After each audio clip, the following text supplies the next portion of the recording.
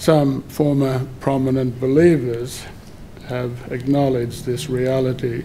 In a speech in October last year, Alan Greenspan admitted that he'd been wrong to rely on self-interest of the financial institutions as an effective means of delivering self-regulation.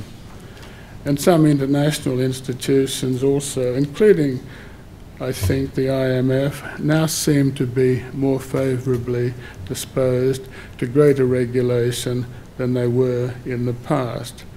But there's a long way to go, and it remains to be seen how sustained these conversions prove to be when the powerful Wall Street lobbyists get to work.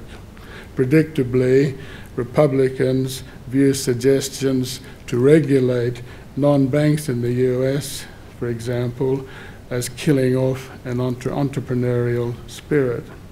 For their part, Australia's banking regulators have operated with a generally firm hand over the years and have delivered pretty good results.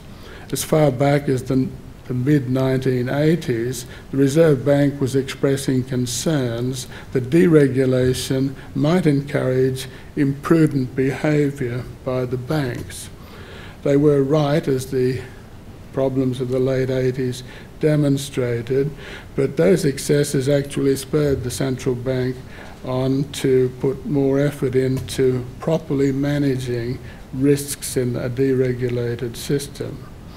And the bank's capital adequacy and other controls that were evolving at that time were further developed by APRA when it was established in 1997. Given Australia's recent experience and its solid report card, APRA does not really need to overreact to recent US problems with additional costly requirements for Australian institutions. It should, however, continue to do what it can to try to bring about improved international institutional structures of the kind that Warwick McKibbin was talking about, but that too is a pretty hard ask, and in the end, until there is some progress on developing effective international institutions, I think most of the action is going to have to be at the national level, national governments, national institutions. A couple of things the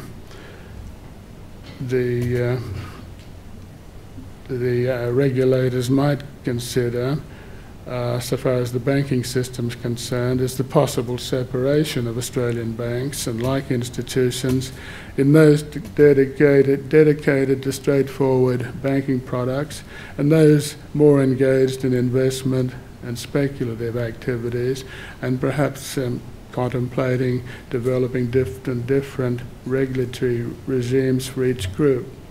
A more difficult but potentially significant exercise could be for the Reserve Bank, in consultation with APRA and with Treasury and the Tax Office, would be to explore the possibility of trying to identify early indicators of prospective asset price bubbles and possible policy responses, including tax responses, to head these off before momentum builds up and takes over.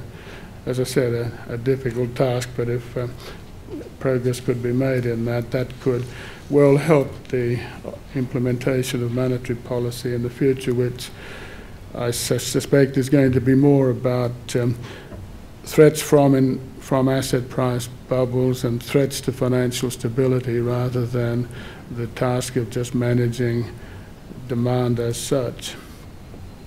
Having said so much about fairness and all that earlier on, I'd like to end with a few observations on monetary policy and distributional goals. Monetary policy obviously has distributional consequences. Taxi drivers in Sydney and Melbourne still complain bitterly to me about the high interest rates of the late 1980s. They were not taxi drivers at that time, nor were they property speculators. Mostly they were just ordinary people going about their business, but who managed to lose both their businesses and their homes in some cases as a result of the situation that emerged then, and they see themselves as having been clobbered by Paul Keating wielding a heavy, blunt instrument. In military speak, monetary policy does sometimes cause collateral damage to groups who are not the main targets of the action. But on the other side of the ledger, similarly diffused but positive benefits can accrue to the extent that monetary policy actions result in the creation, preservation of large numbers of jobs that might otherwise have been threatened. The well-being of many working families will have been improved. Central bankers generally have regard to employment in their decision-making, including those central bankers whose charters mention only the single goal of inflation. But the real question is how much regard, how much weight is attached to non-inflationary considerations, especially employment, in that process. This can vary for lots of reasons, but I think there has been a tendency for central bankers to focus predominantly on inflation, either because legislation requires requires them to do that, or their training encourages it. The Fed in the US and our own Reserve Bank are two notable exceptions. Both have sort of multi-goal charters, and Ben Bernanke frequently reiterates, as he did in a speech to Wall Street economists last week, that his dual mandate is to foster maximum employment and price stability. This audience will be aware that the Reserve Bank's charter also requires it to pursue multiple objectives: price stability, full employment, growth and prosperity. This set of goals appears in the Reserve Bank Act that was passed in 1959. The same goals were included in the bill which Chifley introduced, unsuccessfully as it turned out, into the Parliament in 1945, which was designed to formally recognise the Commonwealth Bank as Australia's central bank. It appears even at that time the intended focus of the central bank was hotly contested.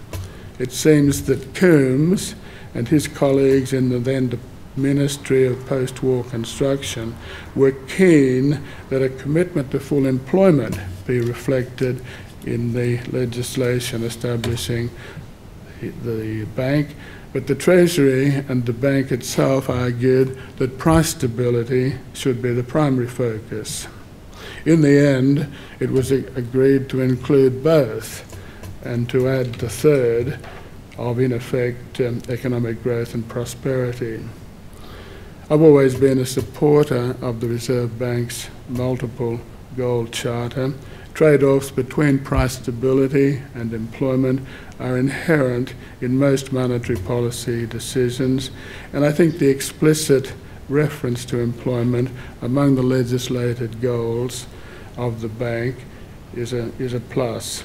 I know how this reference, this inclusion, can help in ensuring that employment considerations are given proper weight in those trade-off deliberations, more weight, in fact, than might otherwise be the outcome if that commitment wasn't explicitly recorded.